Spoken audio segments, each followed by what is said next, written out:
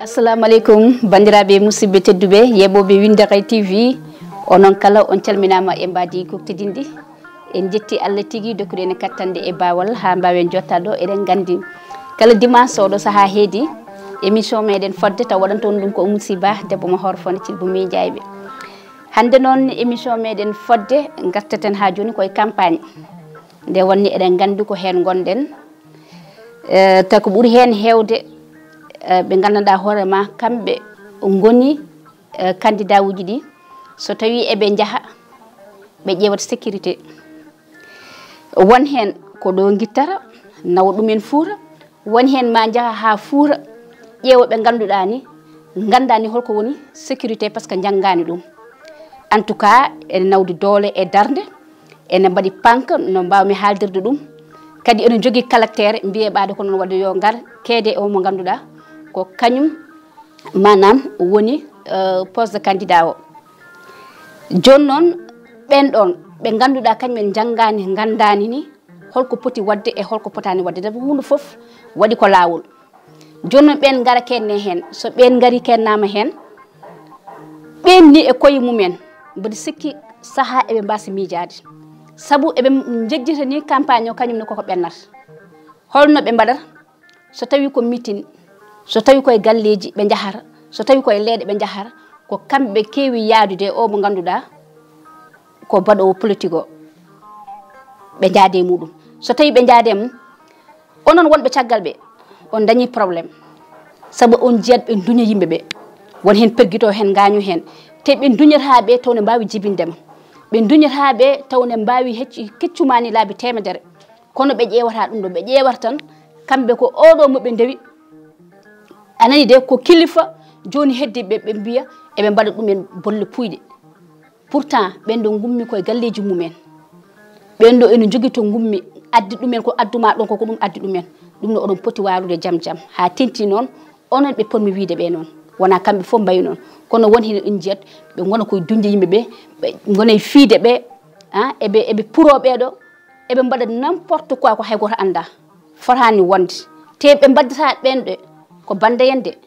taw ni ko miñe en walla ko mawne en walla ɓe jiiduɗa walla ɓe kodduɗa aɗa holla ɗumen sularagal so tawi ɓenni noon mbiya wonno ko ni wonnirno heddo aɗa adda explication mo gasata haɗama addude explication mo gasata wat ko poɗɗa wadde ko a wiyaka ata reen a wiyaka oto heed e jomum kono noon heddiɓe rokku ɗumen gueɗal ha timma saaha adi yo jomumen gummo e nder wuuro he jaaha wuuro wongo eɗen gandi koye otoji wona ɓe ƴetta oto mo ganduɗa ko on moɓe mbiyata on ɓe mbaɗata on ɓe dusata walla ko on ɓe ndenata ɓe joole oto mum jiiya ɓeɗon daro e porte ɓe ngabba dow oto ponnoɗo wadde yimɓe joyo walla jeegom so tawi capantato darima hen walla so tawi capantato ngabbi hen bandam en so ari e virage ɗon ene wawi addude musidba saabu ko yimɓeɓe ɓurata doole oto o en jii ko ɓuuri hen hewde probléme aji ɗin ɗon ne mbaɗi hen te onon wiyoɓe kon sécurité ɓe ko onon tan ɓuuri hen hewde boomade ay kamɓe hay probléme goto ɓe dañata hen no foti nanda accident uji ha wayno leydi est ce que aɗa nana goto yeehi hen yo Allah yaaf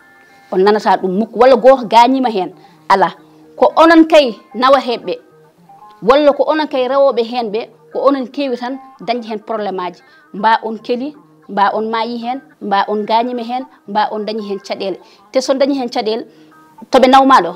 ya cafroɗa ko ɗon ɓe parema ɗum noon mbatte hakkillaji no fewi on mbiya ko oton goni sécurité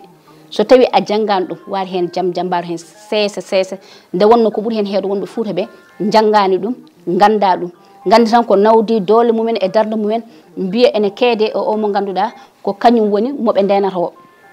aɗa foti rendamo te ala ni ko dañta hen haydara hen saaha ɓe mbaɗe journée ujunere saaha journée ujunnaji ɗiɗi saaha journée temedde jeegom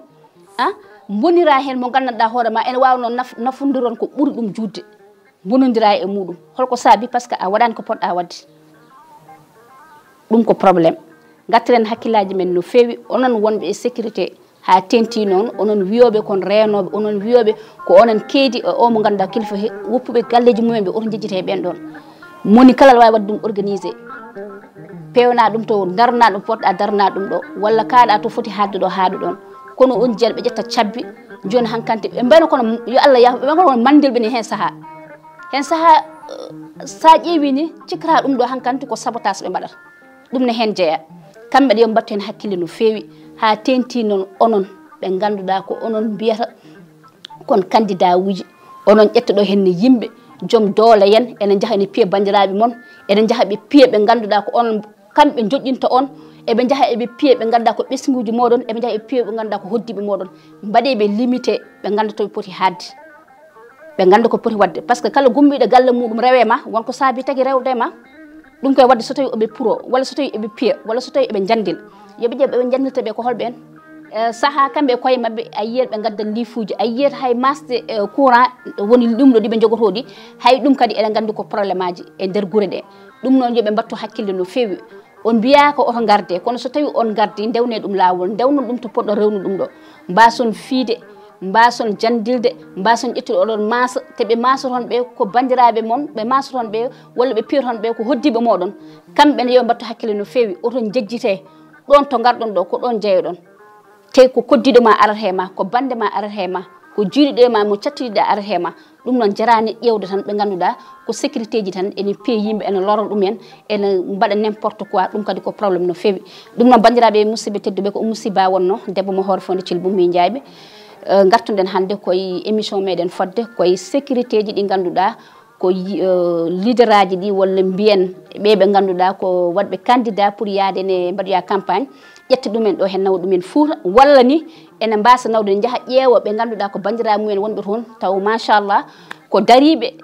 doole e darde jaafoɗon e konngol ngol